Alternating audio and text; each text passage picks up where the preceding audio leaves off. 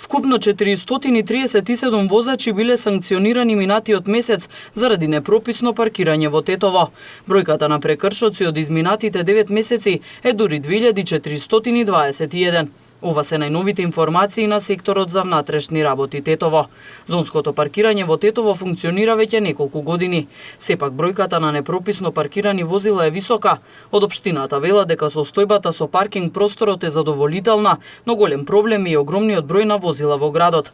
Во моментот во Тетово, зонското паркирање е регулирано во неколку зони. Слободно можеме да кажеме дека зонското паркирање во моментот во Тетово функционира, се разбира дека несовршено, дека има пропусти на кои што во моментов работиме тие истите да се надминат, затоа што станува збор за еден долгогодишен проблем кој што Тетово го има, а кој што започна да се решава во текот на овие неколку последни години. Во моментот во Тетово паркинг зоната е регулирана во неколку зони. Ќе ги споменеме зоната А, која што го опфаќа централното градско подрачје, односно улиците Илинденска и Илирија, Б3 зоната која што се наоѓа на улицата Борис Кидрич, Б4 на Јане Сандански, Б5 тоа е улицата Дервис Цара, Б6 Мемет Дерела, Б7 Димо Гавровски кара и така натаму. Во моментов работиме на проширување на паркинг просторот на улицата Видој Смилевски Бато.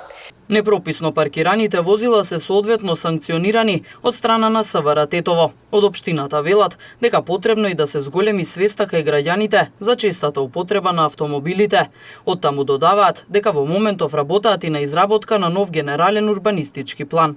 Во моментов работиме на изработка на генералниот урбанистички план, со кој што каде што имаме предвидено поголем број на паркинг простори во Тетово, создавање на поголем број на паркинг простор и со тоа што нели во текот на наредните години со имплементацијата на овој генерален урбанистички план се надеваме дека проблемот со паркинг просторот во Тетово конечно еднаш за секогаш ќе биде решен.